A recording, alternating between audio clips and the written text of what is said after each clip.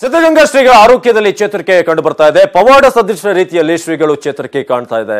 ವರದಿಯಲ್ಲಿ ಉಲ್ಲೇಖಿಸಿದ್ದಾರೆ ವೈದ್ಯರ ತಂಡ ಪವಾಡ ಸದೃಶ ರೀತಿಯಲ್ಲಿ ಚೇತರಿಕೆ ಕಾಣ್ತಾ ಇದ್ದಾರೆ ಅಂತ. ಸಿದ್ಧಗಂಗಾ ಶ್ರೀಗಳ ಆರೋಗ್ಯದಲ್ಲಿ ಈಗ ಚೇತರಿಕೆ ಕಂಡು ಬರ್ತಾ ಇದೆ. ಪವಾಡ ಸದೃಶವಾಗಿ ಶ್ರೀಗಳಲ್ಲಿ ಅವರ ಆರೋಗ್ಯದಲ್ಲಿ ಚೇತರಿಕೆ ಕಾಣ್ತಾ ಇರುವಂತ ಈಗ ವರದಿಯಲ್ಲಿ ವೈದ್ಯರು ಉಲ್ಲೇಖಿಸಿದ್ದಾರೆ. ನಾವು ಊಹಿಸದ ರೀತಿಯಲ್ಲಿ ಈಗ ಚೇತರಿಕೆ ಕಾಣ್ತಾ ಇದೆ. ಈ ವಯಸ್ಸಿನಲ್ಲೂ ಕೂಡ ಚಿಕಿತ್ಸೆಗೆ ಭಾರಿ ಸ್ಪಂದನೆ ವ್ಯಕ್ತವಾಗ್ತಾ ಇದೆ. ಚೇತರಿಕೆಯನ್ನ ಕಂಡು ಸ್ವತಃ ವೈದ್ಯರೇ ಚಕಿತಗೊಂಡಿದ್ದಾರೆ.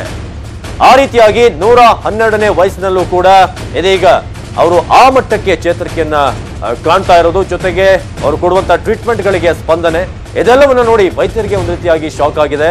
ಈ ರೀತಿ ಕೂಡ ಸಾಧ್ಯ ಇದೆಯಾ? ಇಷ್ಟ ಮಟ್ಟಿಗೂ ಕೂಡ ದೇಹ ಒಂದು ಸ್ಪಂದನೆಯನ್ನ ಕೊಡೋದಕ್ಕೆ ಸಾಧ್ಯ ಇದೆಯಾ? ಸರ್ಕಾರ ಹಾಗೂ ಕಿರಿಯ ಶ್ರೀಗಳಿಗೆ ವೈದ್ಯಕೀಯ ವರದಿಯನ್ನ ನೀಡಲಾಗಿದೆ.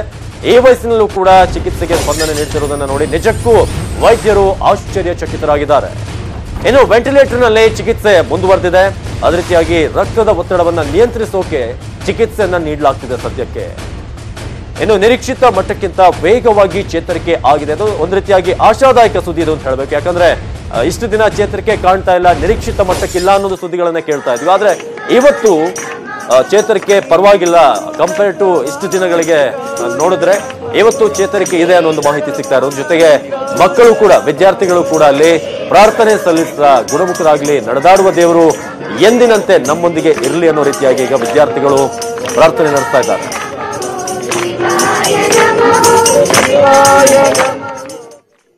We have come here to pray for Shiv Kumara Swamiji as he's not feeling well. So that from 4:30 we left Bangalore. We came here at 7 o'clock. From there we are here only. ಶ್ರೀಗಳ ಆಶೀರ್ವಾದ ತಗೊಳ್ಳೋದಕ್ಕೆ ಹೊರಟಿದೀವಿ ಎಂದ ತಕ್ಷಣನೇ ಮಕ್ಕಳು ಮತ್ತು ಪೋಷಕರು ಎಲ್ಲರೂ ಸಹಕಾರ ಕೊಟ್ಟು ಶಾಲೆಯ ಹತ್ರ ಕಳಿಸಿದ್ರು. ಬಂದು ತಾಳ್ಮೆಯಿಂದ ಶ್ರೀಗಳನ್ನ ವೀಕ್ಷಿಸಿ ಅವರ ಹತ್ರ ಆಶೀರ್ವಾದ ತಗೊಂಡು ಅವರಿಗೆ ದೇವರು ಒಳ್ಳೇದು ಮಾಡಲಿ, ಹೆಂಗಾದ್ರೂ ಆರೋಗ್ಯ ಸುಧಾರಣೆ ಆಗಲಿ ಅಂತ ದೇವರಲ್ಲಿ ನಮ್ಮ ಮಕ್ಕಳು ಪ್ರಾರ್ಥಿಸ್ಕೊಂಡ್ರು. ಎಲ್ಲ ಮಕ್ಕಳು ಒಟ್ಟಿಗೆ ಕೂಡಿ ನಾವು ಇಲ್ಲಿ ಮಠಕ್ಕೆ ಬಂದ್ವಿ, ಸ್ವಾಮೀಜಿಯವ್ರ ದರ್ಶನ ಮಾಡಿದ್ವಿ. ಸ್ವಾಮೀಜಿಯವ್ರ ದರ್ಶನ ಮಾಡಿದಾಗ ನಮಗೆ ಇನ್ನು ಸಿದ್ಧಗಂಗಾ ಶ್ರೀಗಳಿಗೆ ಭಾರತ ರತ್ನ ಕೊಡಿ ಅಂತ ಸಾಮಾಜಿಕ ಜಾಲತಾಣಗಳಲ್ಲೂ ಕೂಡ ಬೆಂಬಲ ವ್ಯಕ್ತವಾಗ್ತಿದೆ. ಸಹಿ ಸಂಘಕ್ಕೂ ಕೂಡ ಅಲ್ಲಿ ಆಗ್ತಾ ಇರೋದು.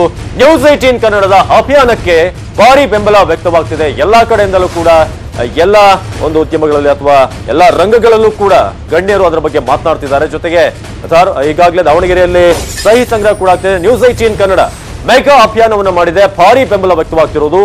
ದಾವಣಗೆರೆಯಲ್ಲಿ ಈಗ ಸಹಿ ಸಂಗ್ರಹ ಅಭಿಯಾನ, ಮುರುಘಾಶರಣರ ನೇತೃತ್ವದಲ್ಲಿ ಈ ಸಹಿ ಸಂಗ್ರಹ ಆಗ್ತಾ ಇದೆ.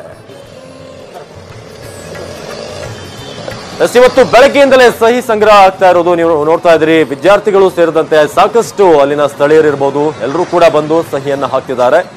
ನಡೆದಾಡುವ ದೇವರು ಭಾರತ ರತ್ನ ಅವರಿಗೆ ಕೊಡ್ಲೇಬೇಕು, ಯಾಕಂದ್ರೆ ಅವ್ರಿಗಿಂತ ಸೂಕ್ತವಾದಂತಹ ವ್ಯಕ್ತಿ ಬೇರೆ ಇಲ್ಲ. ಅದರ ಜೊತೆಗೆ ಈ ಒಂದು ಅತ್ಯುನ್ನತ ಗೌರವವನ್ನ ನೀಡೋದ್ರಿಂದ ಶ್ರೀಗಳ ಆರೋಗ್ಯ ಜೊತೆಗೆ ಗೌರವ ಹೆಚ್ಚಾಗೋದಲ್ಲ, ಆ ಒಂದು ಪ್ರಶಸ್ತಿ ಏನಿದೆ ಅದರ ಗೌರವ ಹೆಚ್ಚಾಗುತ್ತೆ ಅನ್ನೋದು ಬಹಳ ಪ್ರಮುಖವಾದಂತಹ ವಿಚಾರ. ಈಗ ಸಹಿ ಸಂಗ್ರಹ ಮಾಡ್ತಿರುವಂತದನ್ನ ನೋಡ್ತಾ ಇದ್ರಿ ದಾವಣಗೆರೆಯಲ್ಲಿ. ನ್ಯೂಸ್ 18 ಅಭಿಯಾನಕ್ಕೆ ನೀವು ಕೂಡ ಕೈ ಜೋಡಿಸಿ, ಯಾಕಂದ್ರೆ ಇಂಥ ಒಂದು ಪ್ರಯತ್ನದಲ್ಲಿ ಎಲ್ಲರೂ ಕೂಡ ಧ್ವನಿಯನ್ನು ಎತ್ತಿದ್ರೆ ಅದರಲ್ಲಿ ಒಂದು ಸಾರ್ಥಕತೆ ಇರುತ್ತೆ. ಜೊತೆಗೆ ಎಲ್ಲರ ಬೆಂಬಲದಿಂದ ಒಂದು ಭಾರತ ರತ್ನ ಪ್ರಶಸ್ತಿ ನಮ್ಮ ಶ್ರೀಗಳಿಗೆ ಸಿಕ್ಕಿದ್ರೆ ಅದಕ್ಕಿಂತ ಖುಷಿಯ ವಿಚಾರ ಬೇರೊಂದಿಲ್ಲ. ಈಗ ವಿಶೇಷ ಕಾರ್ಯಕ್ರಮ ನಮೋ ಒಂಟಿ ಯುದ್ಧ ಪ್ರಸಾರವಾಗುತ್ತೆ. ನೋಡ್ತಾ ಇರಿ ನ್ಯೂಸ್ 18 ಕನ್ನಡ, ಜಾಲ ನಮ್ಮದು, ಬಲ ನಿಮ್ಮದು.